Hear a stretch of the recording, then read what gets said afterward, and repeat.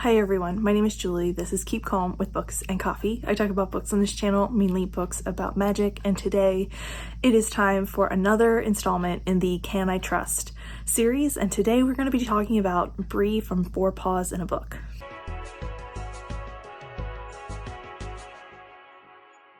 So like I said, it is time to feature Bree from Four Paws in a Book. I will have her link down below, and if you don't know Bree, you absolutely have to go check out her channel because Bree is an absolutely wonderful human. She is involved in so many aspects of our community. She runs the amazing Readathon, which was so much fun this year, and I cannot wait to see what her new ideas are. I always love seeing her brand new vlog ideas or what books she's discovered recently, and there's 3 that she has selected for me to read in this vlog. The first is our group pick, which is the Library of the Unwritten, and this is the story of Claire, who is a librarian in hell, and Claire has to keep track of all of the books that have been started but never finished, and they are in this library in hell, and I believe that's where our story starts. Then I also have Written in the Stars by Alexandria Bellafleur, and this is actually going to be the 3rd book that I read on Bree's recommendation for this author.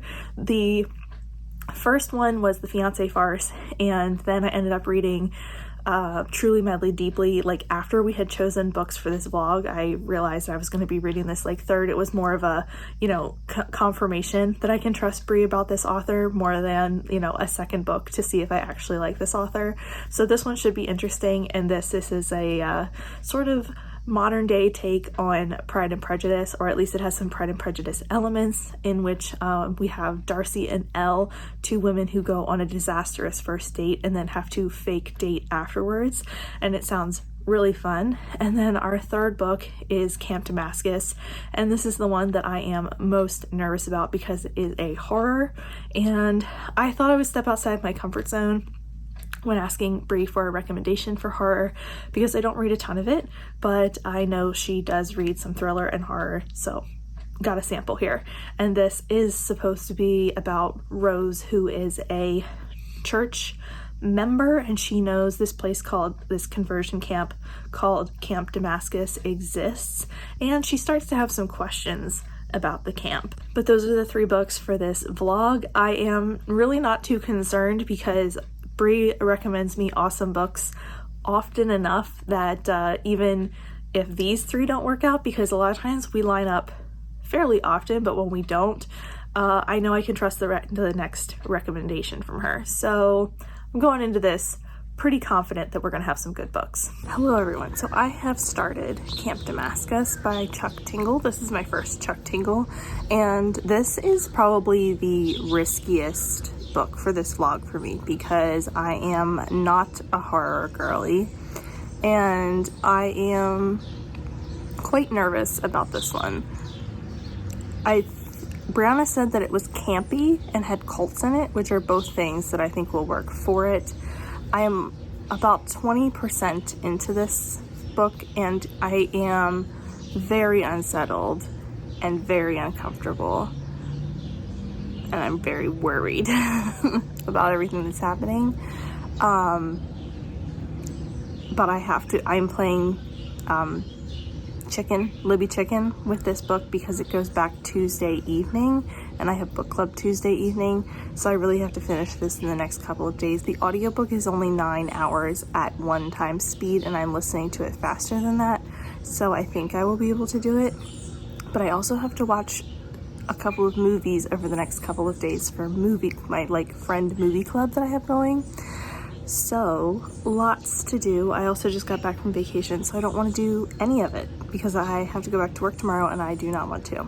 But I'm also nervous because, like I said, Camp Damascus is outside of my comfort zone and outside of a genre that I normally read, so the chances of me loving it are more in the middle. We'll find out.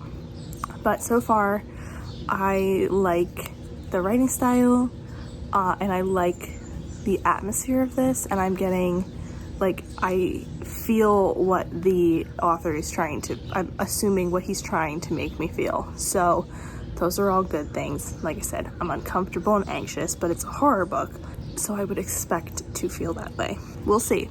But that is it for this clip for today. I'm gonna keep reading and probably keep updating you because I have to get this done in about 24 hours, or Libby's gonna take it and then I'm gonna have to find another way to access this. I played Libby Chicken a little too hard while I was in a reading slump because I didn't finish Camp Damascus. I actually barely got started on it because I was in that reading slump and then Libby took it away. But the problem was it was supposed to be like on hold for like 4 or 5 more weeks, and I just recently got it back. So I need to get back to that book, but I'm really glad the hold came in. I was just starting to wonder if I'm gonna have to figure out a way to get it, but it did come in. And so we're working on that. And I did re-listen to the beginning of that because I really didn't want my reading slump to affect that book. And I don't have any thoughts yet, but I did re-listen to the section from before, so it's a little fresher in my mind. And I'm currently actively reading Written in the Stars by Alexandria Bellafleur, which is a Pride and Prejudice retelling set in modern day with Darcy and Elle. Elle is a successful astrology podcaster, and Darcy works in insurance, I think. Something stuffy and boring that a Darcy would work in. And the two of them are set up on a blind date by Darcy's brother, and it goes absolutely disastrously, but Darcy lies to her brother, telling him that the date went well because she wants him to stop setting her up on blind dates. And so the two of them end up fake dating to kind of get the pressure from their friends and family off of them about dating. I do think a critique I have of this is that each one of these characters is so rigidly set in their like character traits right now that it feels almost unrealistic, but I don't dislike them. Like they are very, like right now it feels like they are very much the like Darcy is closed off, Darcy is stuffy, Darcy is, you know, very neat and tidy, and Elle is silly and uses glitter pens, and like she brings up astrology all the time, and like it's like very like, and Darcy doesn't believe in astrology. Like we brought up these certain points like over and over again in the first 30%, and it feels a little too like focused on that kind of like character trait, but I don't dislike it. It's still Alexandria Bellafleur's writing. It's still her building a story. It's still those things that I like. It's still the like cute little lines, and it's still fun. So I'm having a good time. I should have waited to read Truly Madly Deeply until I read this, because they are pretty similar in the way that the characters get off on the wrong foot and then have to try and like recover from that. But there's different tropes involved here, but it feels like sort of very similar in the like ebb and flow of the story. My air conditioner kicked on, so I had to come in here to finish up this update because I went from what I was saying was that I went from her most recent release to her debut release. So this does feel like this is gonna be like a hole-in-one for Brie because I have read Alexandria Bellafleur on her recommendation before. I feel like it's gonna be a fun time. I feel like I'm gonna like it overall, but I am curious to see how. I was just too excited to read Truly Madly Deeply in June. I just had to do it because it sounded perfect, and it was perfect. I loved it so much.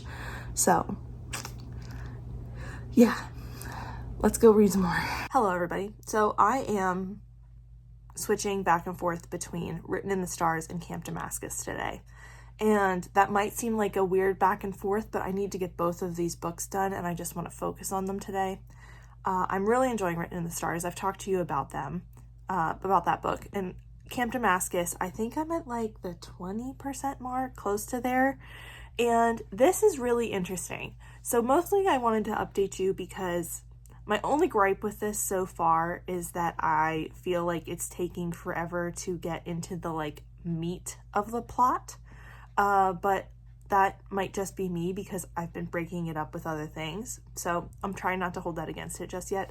The other thing was that this book, the title of this book was really making my brain itch. I felt like I needed to know what Damascus was. I mean, beyond it being a city, I was fairly sure that it was the title of a city, and it is. But it was itching my brain because I was like, this has to be Bible related. It has to be. So I went to my friend Dr. Google, which is an appropriate reference for this vlog because it is from At First Bite, which is another book that I read because of Bree. But I went to Dr. Google and I did some Googling, and apparently Damascus is where Paul was converted to Christianity, which I find very interesting as a title for this book. Like, clever titling here. But yeah, I didn't remember that if I knew it, or I lost it somewhere along the way if I knew it. But Dr. Google really helped me out there because it was really itching my brain because I was like, this has to be something. And it was. So that was very satisfying to look up. Gonna continue with this. I'm trying to alternate chapters because I'm deep enough into Written in the Stars that I'm not getting it confused with Camp Damascus or anything. And they're like so different that I'm not getting them confused. But I'm trying to get through equal amounts of them today because I have other things I need to read this week. And also my loans for the library books will go back soon. And then I can concentrate on Library of the Unwritten, which I have to read physically because I don't think my audiobook is going to come in time for that. And I have it physically, so I can do that. But I just want to reduce the number of things I'm reading all at one time so that when I add a physical book to the mix, it isn't quite as many things. So that's the plan for today. I would like to retract my previous statement. Camp Damascus, the plot just hit me in the face. Like, right in the face. Good morning. If you would like to know how this vlog is going, I'm still at the same percentage point in Written in the Stars, and I'm supposed to be buddy reading The Library of the Unwritten with Brittany tomorrow. My library hold did not come in, and I can't find my physical book. So we're gonna have to find that tonight. I found it. So I have reached the 70% mark of Written in the Stars, and I have been switching off with this and Camp Damascus all day, and it's going rather well. I probably will focus on this and hopefully finish this tonight, and then get back to Camp Damascus tomorrow and maybe add my other book in too. But overall, this is going pretty well. So at the beginning, my main quibbles were that the plot was a bit of a mess and that our main characters were so much characterization. Like, they were so much their character traits more than like solid characters. And both of those things have kind of evened out. The plot is a lot better. We've gotten into the main plot of the story and we've sorted that out. And then also Darcy and Elle are much more like realistic characters, like people that I believe are real people as we've gotten deeper into the book. They each have things that are, their backstories we've gotten into. They both have family that's problems, blah, blah, blah, blah. There's a lot going on there. My quibbles now are more, I think, as much me problems as book problems. So I went into this, I had forgotten that it was like a nod to Pride and Prejudice. And as I was reading it, I was like, I don't remember. This doesn't seem very Pride and Prejudice retelling to me. There were a few things that, were, but a few things that weren't. So I went and checked it out. And the description on Goodreads and Storygraph say that this is like a contemporary romance that has nods to Pride and Prejudice and Bridget Jones. So I don't know Bridget Jones, but I do know Pride and Prejudice. And I think the biggest thing here for me is that, so Elle, or like the Lizzie character in all of this, has siblings, and she has one named Lydia and one named Jane, who are Pride and Prejudice characters. And the relationship Elle has with her Lydia is very similar to the one that is in Pride and Prejudice. They've replicated that. But then Jane is just another side character, like with very few lines, and this is just bothering me. This is bothering me because I don't understand why we've replicated this sibling relationship with one sibling, but we've completely like disregarded the one that I think is more important. Because like beyond the Darcy and Lizzie relationship that you like if you're writing a Pride and Prejudice nod, obviously you want to get the Darcy and Lizzie relationship right. But I would argue the second most important relationship is the Jane and Lizzie one. So if you aren't going to take that one out completely, why are you naming the characters as the siblings? Because Jane is like not the close sibling to Lizzie that she is in Pride and Prejudice. And this is just bothering me that Lizzie has this like fraught relationship with her younger sister, but then she has no close relationship with her older sister. And it's just bothering me. That's just a me thing though. I think a lot of the window dressing of this book is Pride and Prejudice nods, while the Elle and Darcy relationship is only moderately nods. Like, there's a lot of things that haven't happened as far as like a retelling would include. And also the biggest thing that's like making me think that they are a retelling of Darcy and Lizzie is that Darcy is grumpy and Lizzie is like free-spirited. That's like the biggest thing. The actual essence of their relationship is not very retelling-esque. The other thing that is bugging me is that there are a lot of Harry Potter references in this. There were at least 3 that I noticed, and like direct references in the text. And because I'm listening to the audiobook and stuff, it's just jarring me out of the story a little bit every time it comes up. As a heads up to future readers, this does include a lot of those references in here, and it does keep kind of knocking me out of the story when they come up, because it's just something I don't see referenced as much anymore for a very good reason. So just as a heads up going forward. But this is, I don't know, it's fine. It's definitely not blowing me out of the water the way the Fiancé Farce and Truly Madly Deeply did, but you know, it is her debut, so I'm trying to be forgiving in that way, because I do think there is a lot of things here that are nods to her other works. Like, there are things here that I can see developed into more well-built stories in the future, but right now there's a lot of things that are sort of like tipping me on either side of things that I like and things that I don't like about it. So like I said, have hit 70%, so I will update you when I completely finish the book. We're going to see how this last little bit goes, but so far it's a bit of a mixed bag. More of a mixed bag than I was anticipating, honestly. It is later, and I have finished Written in the Stars. So at the end of the day, we're going to end up at a 3.75 stars for this book. I don't think it's a bad book. I think it's actually a pretty strong debut. I just have quibbles throughout the book. It seemed like as soon as something got resolved, as far as something I had an issue with, we would end up getting into trouble with something else. And not even like deep trouble, not like DNF or dislike trouble, just like things that bugged me, like I talked about with the characterization.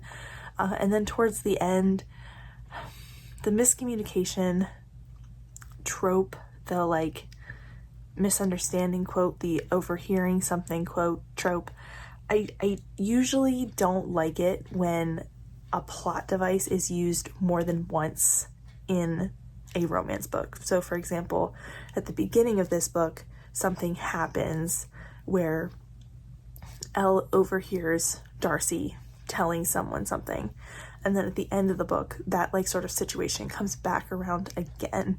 And I don't like it when that sort of thing happens twice, because to me it feels not only repetitive but kind of lazy on the author's part, because it's like there are 1,000 situations. Why are we using this one again when, you know, we've sort of explained away the problem or figured out the problem or confronted that problem, that thing that we overheard, and both of these characters should have learned from that, both, you know, parties.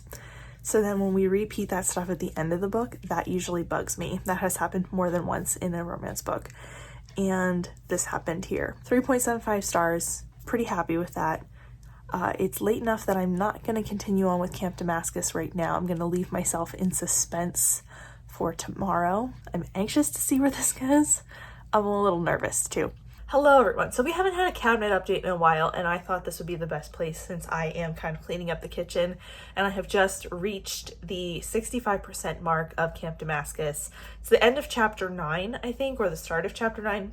I kind of forget where my audiobook ended. And I considered going out to the car because that felt more authentically Bree, but it's raining, so we just stayed in here. But what am I thinking of Camp Damascus at this point? So I feel like I keep updating you all right when big things are going to happen. Like, I think my last update was me basically saying, I need something to change in the pacing here. And then it did. And now I am really feeling like we are about to hit something big at this point. So we'll see if that happens. I am liking this book. I think the only thing that I am having trouble with is I keep feeling like I am missing something. Like, there keep being these little like time jumps in the book, and they're not dramatic or anything, but I feel like they are dramatic in terms of how much they change our main character's mindset. Like, Rose just goes through these big changes really quickly during these time jumps or immediately after. Like, she's really working through a lot of things. And so sometimes I start to feel disconnected from the narrative and from Rose because we're doing these time jumps and then her perspective has shifted so much.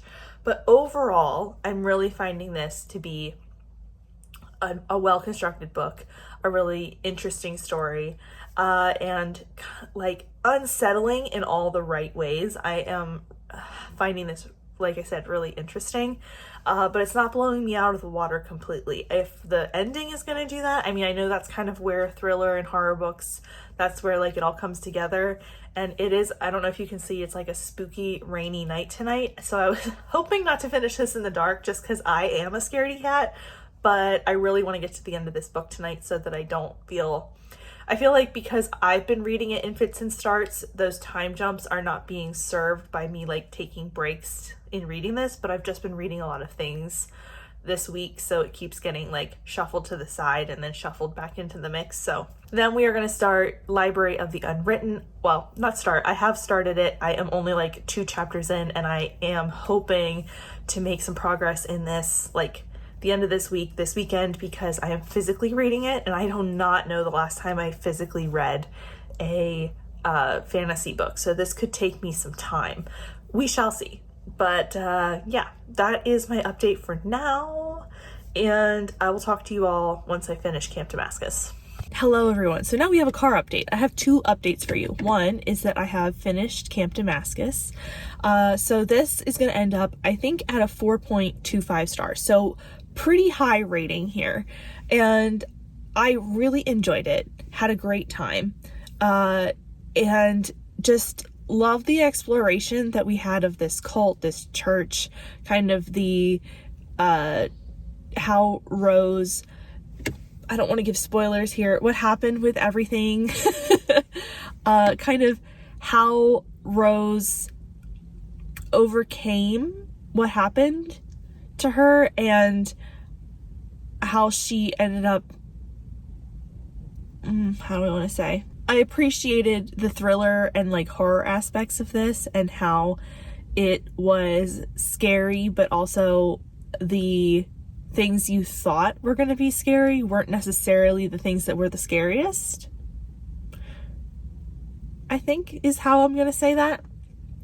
The only thing I think I really have to take any points off for is just, I kept feeling like there were these moments where something would happen that would trigger Rose to step further away from the church, kind of examine the church more critically, and deconstruct her faith and, you know, all of those things. Like, there were these moments that were very clear indicators of like, this is a moment that's causing her to have questions, causing her to examine her memories, stuff like that. But then it felt like immediately after that, we'd almost have like a time jump, and she'd be so much further in that journey than she was a moment before. And I don't know if I was missing something by listening to solely the audiobook, or if I was missing something like in the text that I like of the audiobook that I didn't catch. But it happened like several times where I was just like, this is like months later and I didn't catch us being told that it was months later. So I don't know if it was, like I said, the audiobook, if that just happened in the text and I was supposed to understand that and I didn't, but that was the only thing that really like hampered my enjoyment, because it happens like 3 times that I just was like confused how we got so much further down the road than we were, and it was such a jump that it kind of jarred me. So that's the only thing that I think was like not even a problem, but just like confused me or I didn't like about the story. But overall, this was great. I don't read a lot of horror, and this was a really good one. I really enjoyed it. I'm definitely going to read more from Chuck Tingle. And in fact, I just got Bury Your Gaze on audiobook for Boozy Book Club this weekend, so I will be listening to that soon too. The other thing I've done is started Library of the Unwritten, and this is right up my alley. I actually started this in the middle of the week. I read like 4 chapters of it, so I'm about 40 pages in, and it's already reminding me of 2 of my favorite books, 2 5-star books, both Small Miracles and God Killer. And now you might say, how is it reminding you of God Killer? Well, we have this like cast of characters, and each one of the characters is kind of reminding me of a cast of characters in God Killer, as well as sort of, we're on a little bit of a journey. I don't know if we're going to stay on a journey, but it's the Small Miracles mixed with God Killer that's really making me think this is going to be like full 5-star territory for me.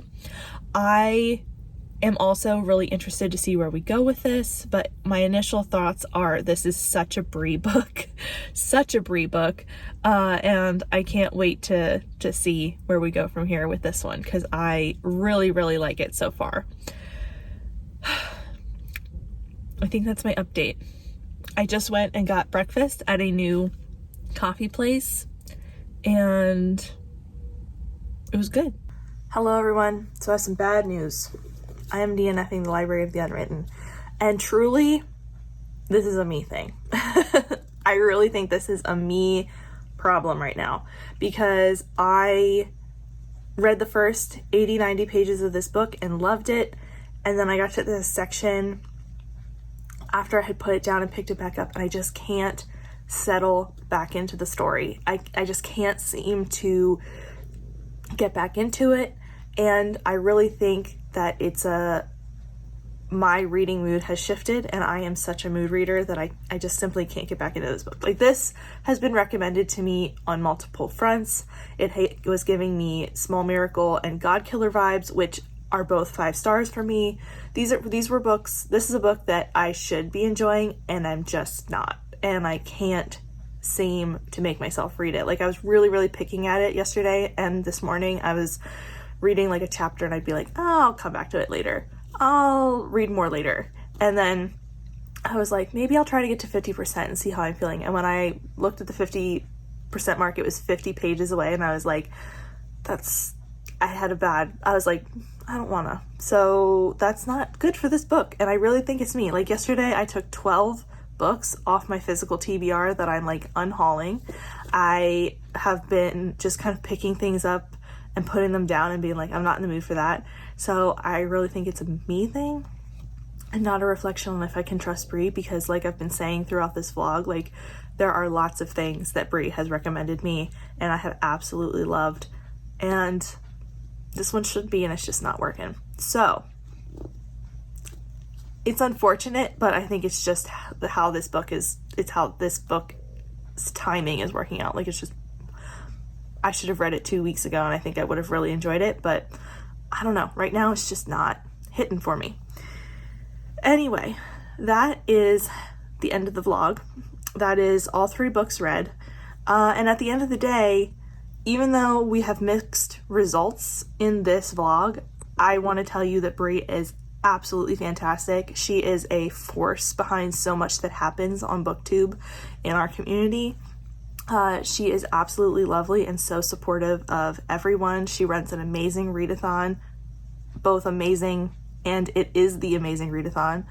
And she's just fantastic. So if you are not subscribed to Brie, definitely check her out. I will have her and everyone else linked in the collab down below, and just definitely check her out because Brie is fantastic and she has given me so many incredible recommendations over the years, and I have read so many incredible books that she has talked about that I don't want you to think you can't trust her, because you absolutely can. Anyway, that is it for the vlog for me today. Thank you so much for watching. If you want to see me again, you can hit the subscribe button down below. If you want to talk to me about any of the books that I mentioned today, you can also comment down there or leave me a dog emoji, because Brie is 4 paws in a book. So that's it for me today. Thank you so much for watching, and I'll see you next time. Bye!